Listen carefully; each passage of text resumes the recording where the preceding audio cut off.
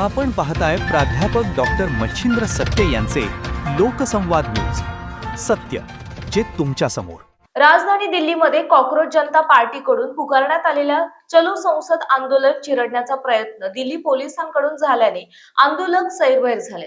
दिल्ली पोलिसांनी केलेल्या अमानुष मारहाणीनंतर आंदोलनकर्ते सैरभैर झाले असून संसदेच्या 150 मीटर अंतरावर मोर्चा रोखण्यात आलाय. संसदेचे सर्व मार्ग बंद करण्यात आले असून अनेक तरुण तरुणींची डोकी फोडण्यात आली आहे. दिल्ली पोलिसांनी सकाळीच मोर्चाला सुरू होण्यापूर्वी बळाचा वापर करताना अमानुष मारहाण केली होती.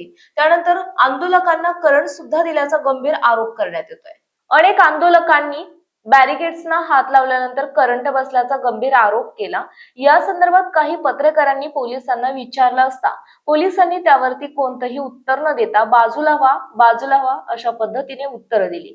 त्यामुळे दिल्लीमध्ये दिल्ली पोलिसांची दमनशाही सुरू आहे का असा सुद्धा प्रश्न उपस्थित झाला. आज सकाळपासूनच दिल्लीच्या जंतर मंतरवर हजारोंची गर्दी देशभरातून जमा झाली. या गर्दीला आवरण्यासाठी दिल्ली पोलिसांकडून अत्यंत अमानुष पद्धतीने बळाचा वापर करण्यात आल्याचं स्पष्ट झालं. त्यामुळे एकंदरीतच काही आंदोलकांनी आम्हाला मारा अशा पद्धतीने पोलिसांना आव्हान देण्याचा प्रयत्न केला. इतकंच नव्हे तर अनेकांची डोकी सुद्धा फोडण्यात आली आहेत. दरम्यान आंदोलनाला चिरडून टाकण्याचा प्रयत्न होताच आंदोलकांनी आक्रमक पवित्रा घेत संसदेच्या दिशेने कूच केली. त्यामुळे संसद परिसराला आता अभूतपूर्व बंदोबस्त तैनात करण्यात आला. इतकंच नव्हे तर हजारो विद्यार्थी रस्त्यावरती उतरल्यानं आता संसदेचे सर्व मार्ग बंद करण्यात आलेत. आंदोलकांना रोखण्यासाठी पोलिसांकडून अश्रुधुराच्या नळकांड्या सुद्धा फोडण्यात आल्या. त्यानंतर आंदोलकांना सैरावैरा पळण्याची वेळ आली. दरम्यान संसदेत कामकाज सुरू असतानाच काही संसद खासदार सुद्धा आत होते.